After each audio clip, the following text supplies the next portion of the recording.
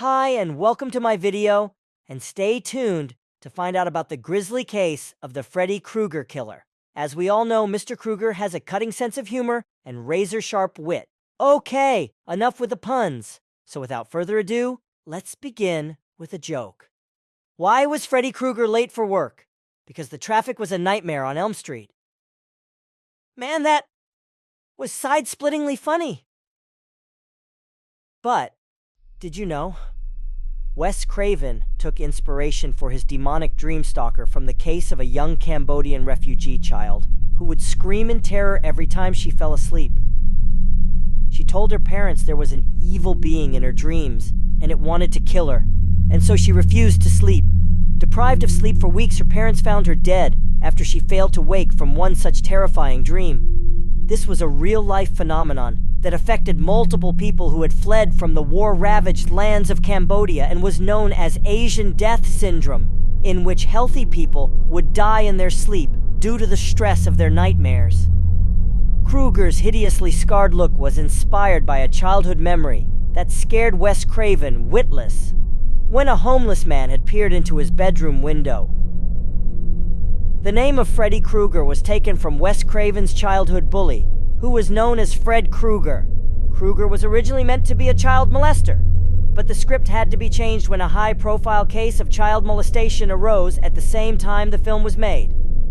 That's how Freddy became a serial killer, who preyed on children and was caught then burnt alive in the small town of Springwood, Ohio, by the vengeful parents of his victims.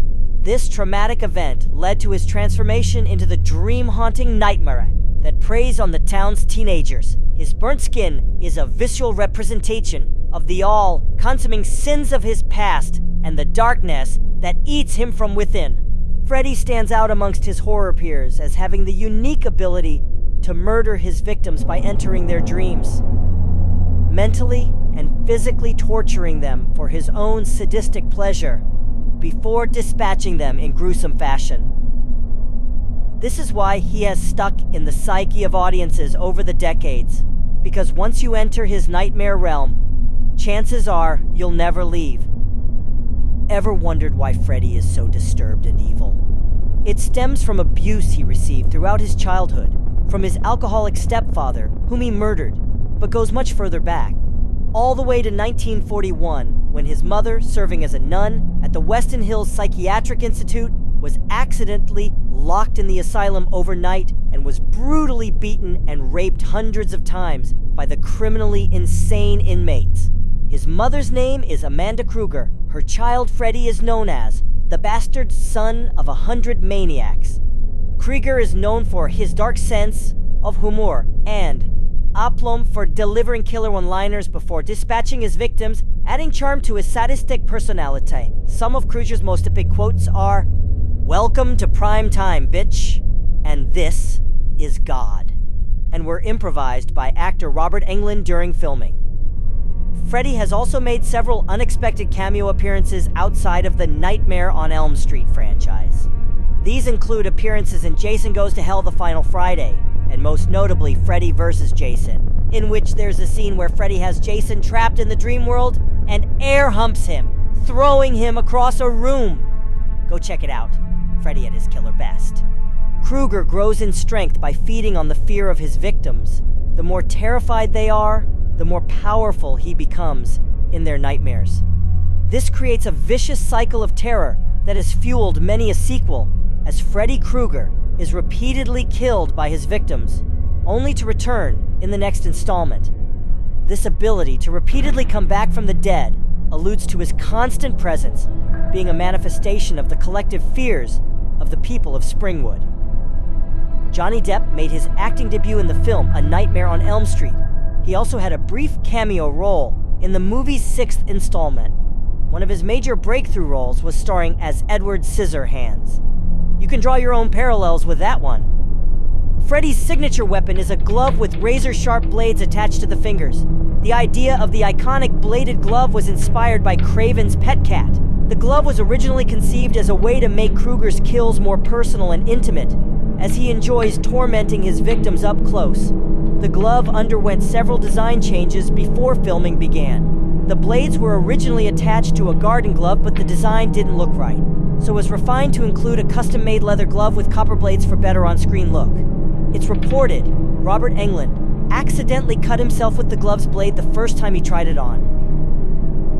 Freddy Krueger's iconic red and green striped sweater was chosen because Wes Craven read that those two colors were the most clashing in the human eye, making it visually unsettling to viewers. Freddy Krueger's elongated tongue, seen in several of the films, was achieved using a practical effect involving a mechanical tongue operated by puppeteers off-screen. This effect added to the character's grotesque appearance and emphasizes his predatory nature. And on a final tragic note, Daniel Julian Gonzalez, also referred to as the Freddy Krueger killer, murdered 4 people in cold blood while on a killing spree that stretched from London to Sussex and grievously injured 2 others in September of 2004. Gonzalez had a good upbringing and was educated at boarding school where he achieved 8 GCSEs. He was a budding actor and attained mastery of the game chess, becoming a champion. But his teachers had noticed he had a dark side to his personality and was deeply troubled. Because of this, he required specialist psychological intervention at the age of 17 and spent time in a mental hospital. This led to a downward spiral, and at 24 years of age, had started to use drugs heavily and spent his free time playing violent video games and watching horror films. On September 15, 2004, Daniel approached Peter King, a 61-year-old, out walking with his wife and dog in Portsmouth, and calmly stated he was going to kill him.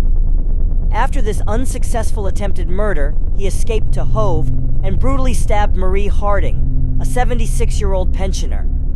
He wore a hockey mask in the style of Jason Voorhees from the movie Friday the 13th. Gonzalez then went home and waited 2 days before traveling to Tottenham, and at 5:30 a.m., where he attacked and left for dead Kevin Malloy, a 46-year-old man, stabbing him multiple times in his body, neck, and face with a large pair of scissors he'd previously stolen from a store. Then at 7 a.m. broke into the house of Kumis Constantino, stabbing him in the arm before fleeing the scene after being fought off. At 8 a.m. he arrived in Highgate and tried to break entry into multiple houses. Finally, he murdered an elderly couple named Jean and Derek Robinson. He is quoted as saying this experience was orgasmic. Gonzalez was eventually apprehended on September 17, 2004, in a train station in Tottenham, when a decorator witnessed him covered in blood and running naked from the Robinsons' house and reported the incident to the police. Gonzalez claimed he found his sick inspiration by watching A Nightmare on Elm Street and Friday the 13th repeatedly, and stating he wished to become a notorious serial killer. During his drug-fueled killing spree, he stabbed multiple elderly and vulnerable victims. He recorded his exploits in letters, wrote to Zippy, which was an old nickname from school. In these correspondence, he bragged about how much he enjoyed killing his victims, quoting, "It was one of the best things I've done in my life," and boasted about how he and his murders were so similar to that of Freddy Krueger. For these crimes, Gonzalez was jailed in 2006 for life. Gonzalez pleaded not guilty at his trial on grounds of insanity. The judge rejected his plea and handed him 6 consecutive life sentences and advised he should never be released.